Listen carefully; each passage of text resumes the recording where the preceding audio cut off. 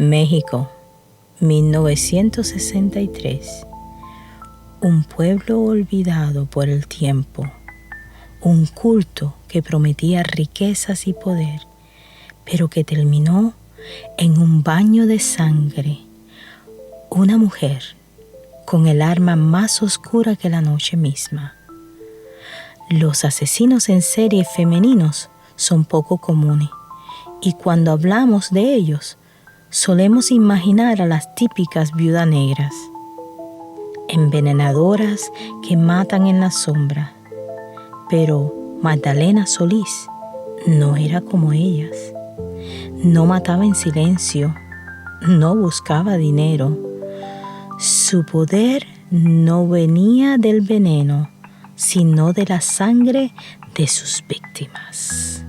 Hoy, en Tras el Velo del Crimen, hablaremos de una historia de fanatismo, manipulación y rituales macabros. Una historia que pocos conocen, pero que merece ser contada. Yo soy su anfitriona, Liana Díaz, también conocida como Cubana 80. Bienvenidos a la historia de Magdalena Solís, la gran sacerdotisa de la sangre. Para entender esta historia, primero debemos hablar del escenario donde ocurrió. Yerba Buena, en el estado de San Luis Potosí, en México, no era solo un pueblo aislado, era un pueblo desesperado. La pobreza y la ignorancia resinaban en sus calles polvorientas. La gente apenas sobrevivía con cultivos de maíz y frijol.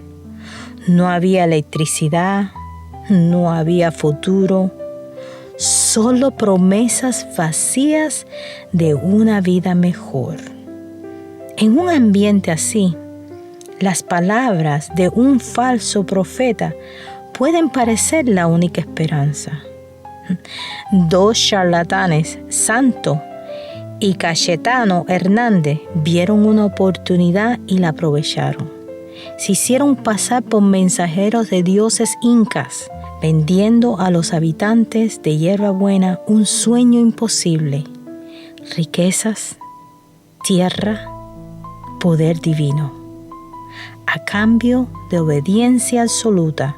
Y al principio la gente lo creyó.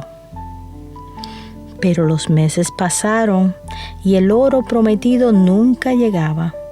Algunos empezaron a cuestionar su fe.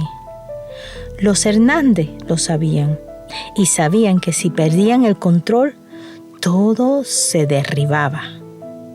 Era hora de recurrir a algo más poderoso, algo que inspirara verdadero temor. Era hora de traer una diosa de carne y hueso. Fue así como conocieron a Magdalena Solís. Magdalena Solís no era una mujer común y corriente.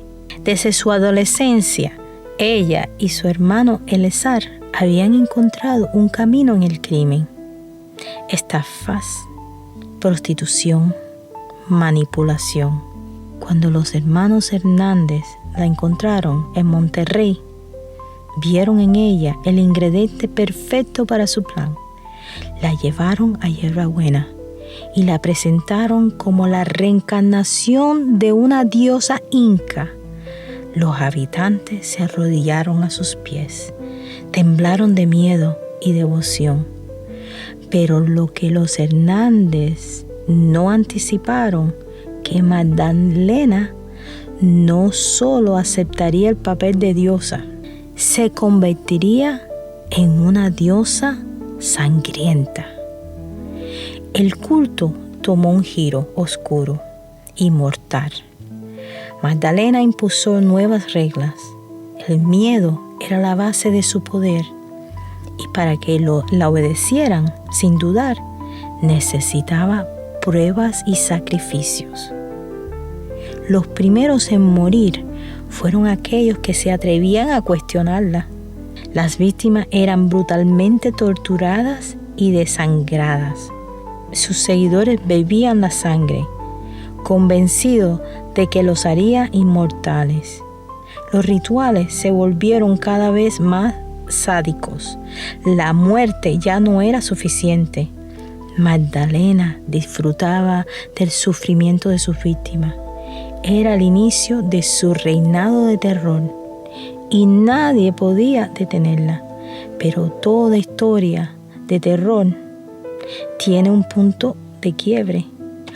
Un joven llamado Sebastián Guerrero, que no pertenecía a la secta, se aventuró en el pueblo después de escuchar rumores sobre las desapariciones. Lo que vio lo dejó paralizado.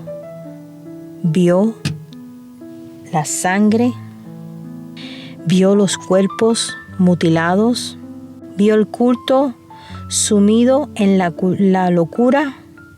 Corrió, huyó del pueblo y llegó hasta la policía.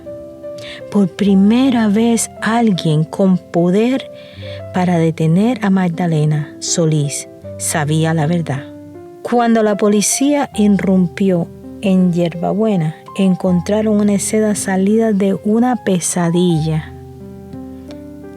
Algunos seguidores se suicidaron al ver que los dioses no los protegían. Otros trataron de resistir, pero al final el culto cayó. Magdalena Solís fue arrestada junto a su hermano y varios miembros de la secta. Fue sentenciada a prisión por múltiples asesinos, pero ¿y si les dijera que nadie sabe qué pasó con ella? ¿Qué ustedes creen de eso? Algunos dicen que ella murió en la cárcel y otros afirman que salió en libertad y desapareció sin dejar rastro. Lo cierto es que su nombre sigue siendo un eco de error en la historia de México. Magdalena Solís no fue solo una asesina en serie, fue una mujer que manipuló, aterrorizó y transformó un pueblo entero en su reino de sangre. Y nos deja con una pregunta inquietante. ¿Cuántos cultos similares pueden estar ocultos en las sombras, esperando a su próxima víctima? Magdalena Solís no fue solo una asesina. No actuó en las sombras como muchas mujeres asesinas en serie. Ella se convirtió en el miedo, en la sangre, en la muerte misma. Su historia nos deja con una verdad escalofriante. El horror no siempre se oculta en la oscuridad. A veces se alza, se proclama divino y exige sacrificio. Pero el velo del crimen es traicionero. Hay quienes lo utilizan para esconderse, manipulando, envenenando y esperando el momento perfecto para atacar. En el próximo episodio viajaremos a Japón para descubrir la historia de una mujer que mató sin remordimiento, escondiéndose detrás de la confianza de sus víctimas, caballero. Su arma no fue un cuchillo ni una pistola, sino una copa de veneno y una sonrisa engañosa. Nos vemos en el siguiente episodio de Tras el Velo del Crimen. Manténganse curiosos, alertas y seguros. Y recuerden, todo lo que brilla no es oro. Tengan cautela que detrás de una sonrisa o una voz amable puede esconderse algo muy oscuro. Hasta pronto. Chao.